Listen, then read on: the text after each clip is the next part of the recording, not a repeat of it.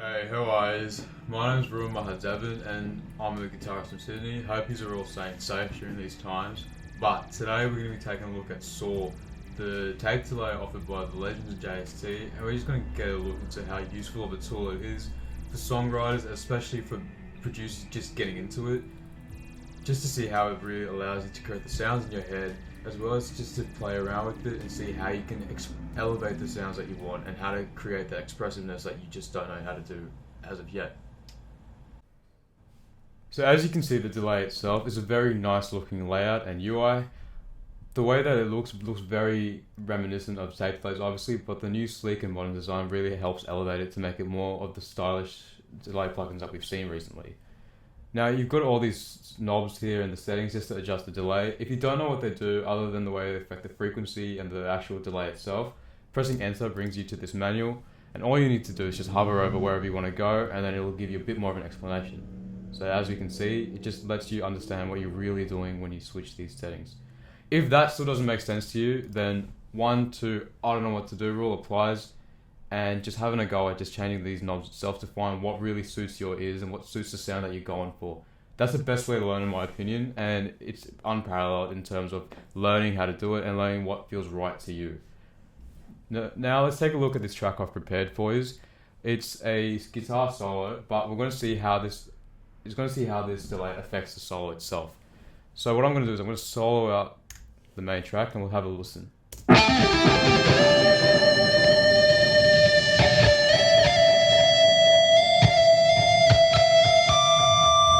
as you can see, you can hear the delay there. It's very subtle, which I like because I've got a little bit of a wetter mix on it.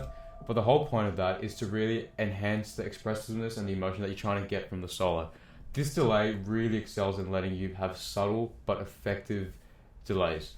So now what we're going to do is we're going to listen to the solo in context of the song, and we're going to bypass it and then turn on the delay again, so you can really have a feel for how much of an impact this does.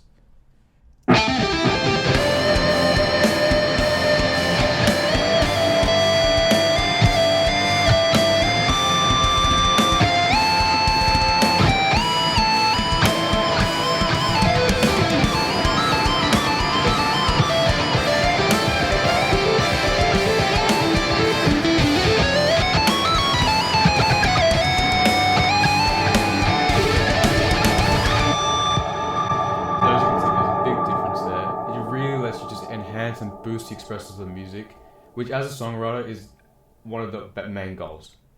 Let's take a look at it on a different style of music and in a different way. So what we're going to do is we're going to have this little synthwave, retrowave type of track that I prepared. We're going to have an instance of it on the main synth itself, but then we're going to have an instance of it on the toms.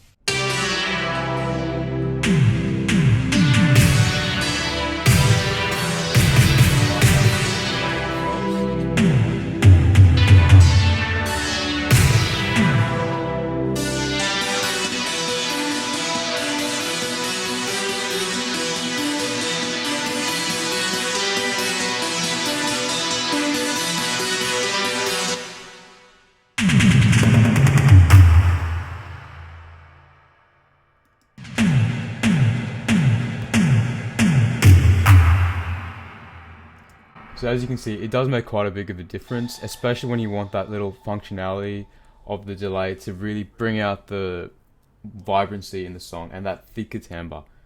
Now, especially with these, as you can see, I have pretty minuscule delays with the more dry setting on the lead, but there's no real wrong or right answer if it's the sound that you want. So that's the one thing that this delay does, is it always provides the sound I want. I've never had any issues with it, and even if it takes a little bit of tweaking, it always gets me there eventually. So let's take a listen to this song in context as well, and you'll really hear how much of an impact it does.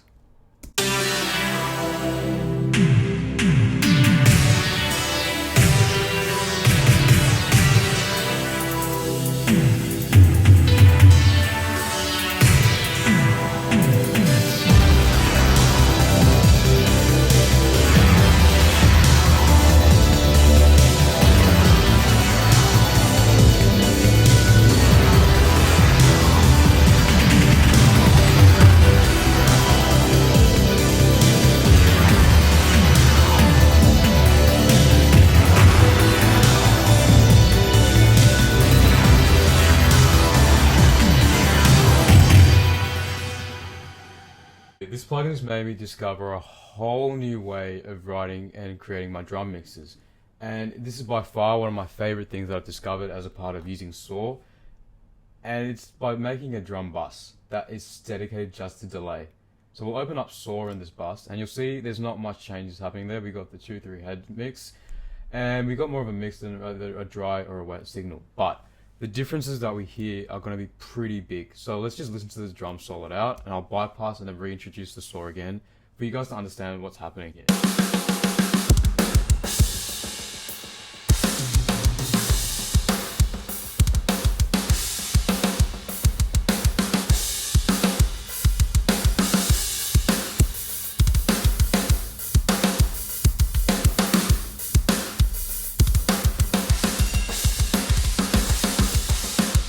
So as you can hear, that little pitter-patter oscillation between the left and right in the drum delay itself is the effect that we're after. What that does is it adds a bit of character and flavor to the drums themselves, which thickens up the mix, and it really widens out the drums, even though they've already been processed in such a way. This is one of my favorite tricks, like I said, just because you don't understand that it really livens up your mix unless you actually input it in yourself. And that's one of the best parts about SOAR, is that it's all about creativity and doing stuff at your own pace and your own interests. If it wasn't for just messing around and just thinking of this, I wouldn't have realized it, and I wouldn't have been as happy as I am now with SOAR. So that's one of the main strong points, like I said. And now let's listen to the drums in context of the song itself. And then we'll bypass the delay on the bus itself, and then we'll reintroduce it so you can really hear what you're missing out on if you don't do it.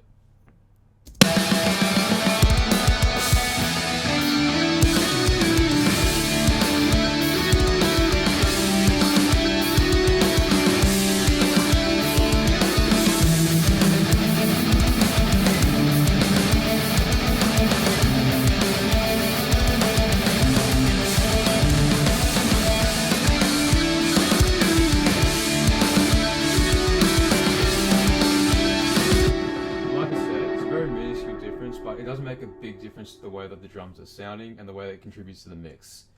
So like I said, SOAR is such an insanely powerful tool. I really hope you guys give it a go and to have as much fun as I did with it. So that's it for me today, and have a good one and stay safe everyone.